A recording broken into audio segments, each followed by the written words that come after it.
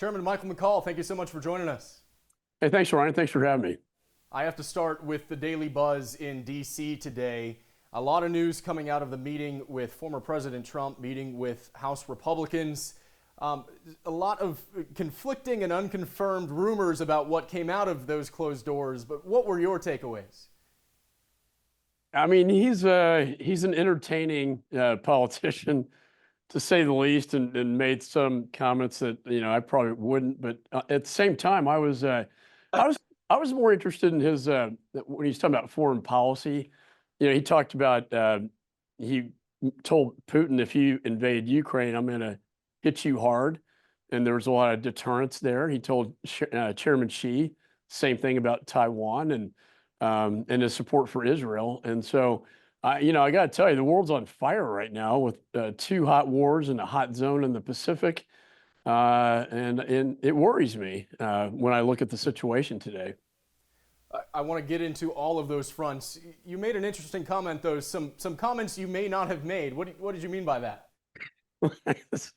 This is classic Trump about, I don't know, something about Nancy Pelosi's daughter saying that they'd make a great couple, stuff like that. I mean, we all get the drill. We know what he's like, and it's funny, but I try to look at the more serious comments on policy.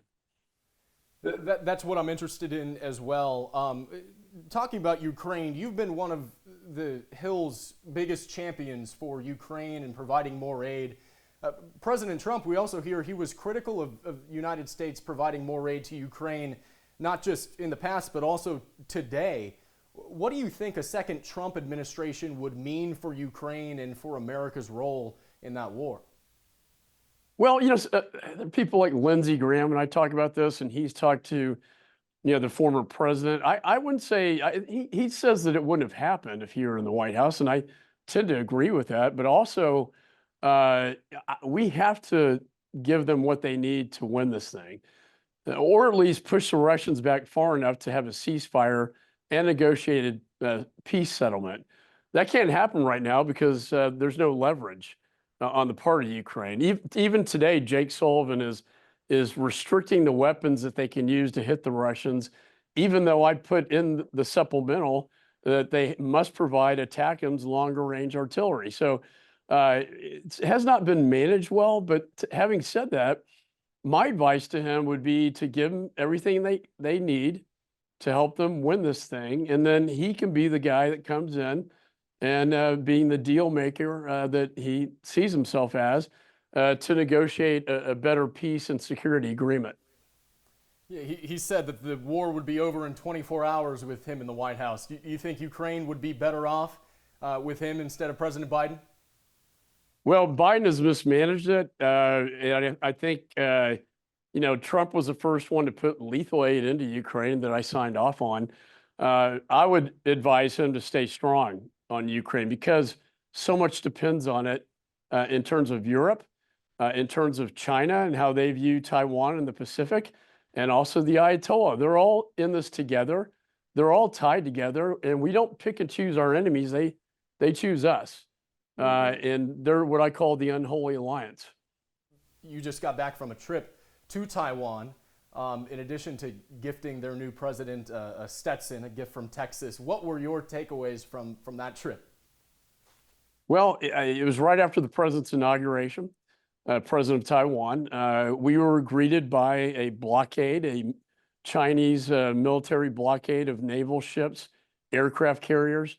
It's quite disturbing, really. And it was a prelude of what they would do in the event of an invasion of Taiwan. So they're getting more aggressive. They warned us repeatedly not to go.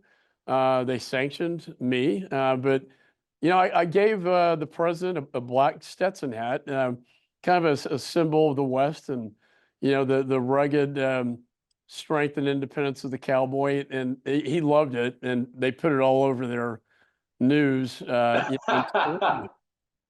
And I think it was important for them to see a bipartisan delegation showing that kind of support for Taiwan. Right. You've been warning for some time about Chinese aggression towards Taiwan. If they were to move on Taiwan today, are we ready to counter that aggression? I think we are ready. I don't know if Taiwan is. I sign off on all the foreign military weapon sales, 22 of them weapon systems that have yet to go into Taiwan. So that's a serious concern. And beyond that, Ryan, I think we went to TSMC. So I introduced the CHIPS Act to try to pull supply chain out of Taiwan because it's so vulnerable to China. 90% of the advanced semiconductor chips are manufactured at TSMC in Taiwan. And, we had conversations directly, what would happen if Taiwan invaded? And the answer was very clear that they would shut down. That would be a 90% global supply shut down. It would send the entire global economy into a tailspin and an economic depression. So, the stakes are really high here. And I think we need to show deterrence so that Chairman Xi makes the conclusion that the risk is not worth the reward. Yeah, tangential to all this, of course, is the NDAA. Leader McConnell gave a stark warning on the Senate floor today about the needs of Taiwan. He warned that we have insufficient long-range missile capacities in that area and that all those and more need to be added into this package. When you think about the NDAA, though, what sticks out to you for Texas? Well, I think it's what does it do for the rank and file military, our troops? And it's really a quality of life family package that gives them a pay raise, gives them child care, medical care, mental health programs for those suffering from PTSD. I think the Israel-Taiwan stuff is important in there. Remember, in the supplemental, I put a foreign military financing package of $2 billion and also almost $2 billion in presidential drawdown authority for Taiwan. And that's important for the deterrence to ensure that we don't see an invasion in the Pacific and maybe one in Europe that's not unlike my father's generation, World War II. People ask me what keeps me up at night. I don't want to experience a world war like my father's generation did. What do you think the odds of that are if the United States does not act in the ways you believe we should? If we don't show deterrence, dictators will continue to take advantage of that. Weakness invites aggression and conflict and war, and you project strength, you get peace. What Reagan talked about and Churchill, and I worry that they're becoming more emboldened and aggressive, and I think that's why the deterrence here, is so important that we demonstrate that, so we don't have a situation, but maybe some miscalculation happens in the Taiwan Straits that starts something like this, and we want to make sure that just never happens. Yeah. Another very volatile situation on our own southern border. You called the new executive action from the White House an election year stunt. I want you to square this circle for me, because you and other Republicans on the Hill have been calling on the Biden administration to take more executive action on the border. You've said that he doesn't need congressional action to do it.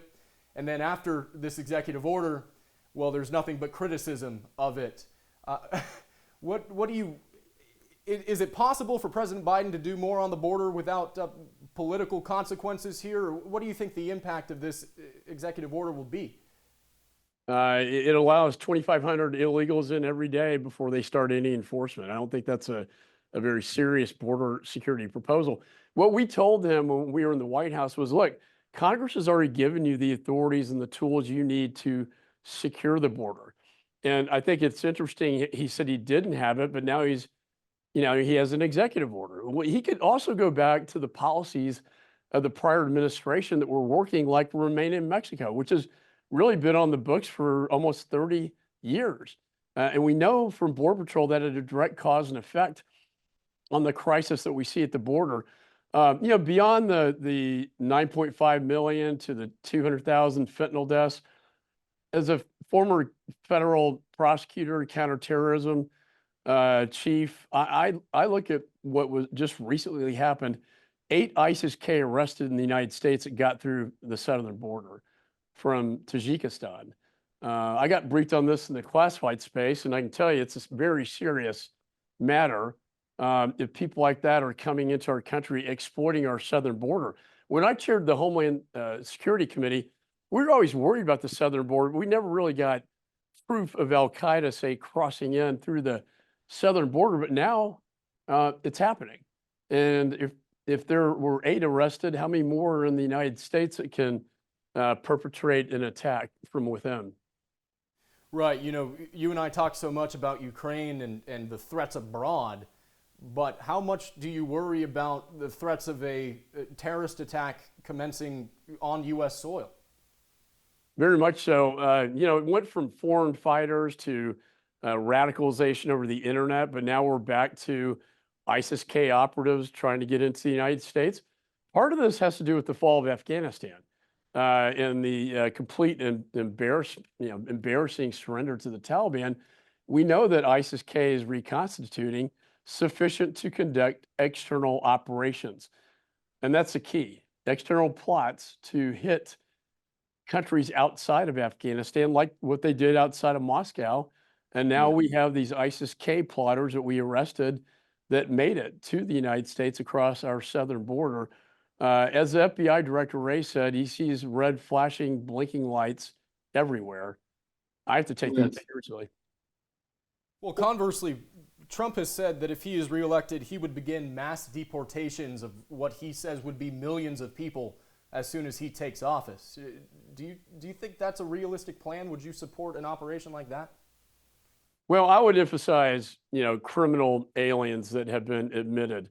The one thing that Mayorkas did that I found so offensive was he changed the policy with Border Patrol so that, if you're an aggravated felon crossing into the United States, Congress mandated detention. He told his Border Patrol that would not be a factor and that they could release them into society, which creates a very dangerous, society within the United States. So I would prioritize to what the real threats are and not start, ripping children away from families. But I do think the criminal aspects and the aggravated felons, for God's sakes, we should deport them. Lastly, here on the border, is there any appetite for congressional action on this issue before the election? There was, and it seems like President Trump put cold water on that. Do you see that issue returning to the Hill anytime? We passed H.R. 2. It didn't make it through the Senate. And I think at this point, we hope that if President Trump does get reelected, he goes back to the policies that were working. I've got some very creative ideas, by the way, to look at the choke point between southern Mexico and Guatemala. Why aren't we securing that, which is 200 miles versus 2,000? Or say the Darien Gap between the Panama Canal or Panama and the Darien Gap, which is such a very small area that could be secured with detention facilities. And if they have political asylum claims, they can be adjudicated from those centers rather than invite the cartels to drop them off in the United States, where they're then released because we don't have the space to detain them. Right, but do you see any kind of timeline or possibility that Congress may move on that this year? I mean, the House, we did move and told the president very clearly, you have the authority to, in return to these policies that were working. He refuses to do that, I think, because that would be an admission that he failed. But I think when you look at the border today, there's no question that there's been a failure. But nothing short of H.R. 2 in the House. I think the House, we feel like we've done what we can do. I think you'll see in some of the appropriations, though, Ryan, like for instance, we fully fund the National Guard to deal with the border situation. I think you'll find as we go through appropriations on the Homeland bill, you're going to see more monies. But just throwing money down there is not going to be the answer. But you will see things like fentanyl detection technologies and other technologies that can help secure the border. Just lastly for you, Chairman, forgive me, I missed the baseball game last night. Were you on the lineup? No, I was. I was Well, not. No, I they was didn't more need of a, I'm you. a football kind of wrestling kind of guy. I didn't know that about you. But the GOP walloped the Democrats. Who is your baseball team? I know you're in Austin. We don't quite have one except for the Longhorns. But who is your baseball team in Texas?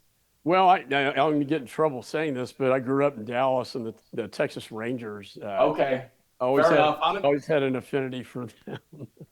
I'm an Astros fan, but if your conference could get down to Houston and provide some coaching to the Astros, I think we could need to learn how to score some more runs like It was y'all do. like 31-10. I hope our Yeah. election in November is just as resounding as it was.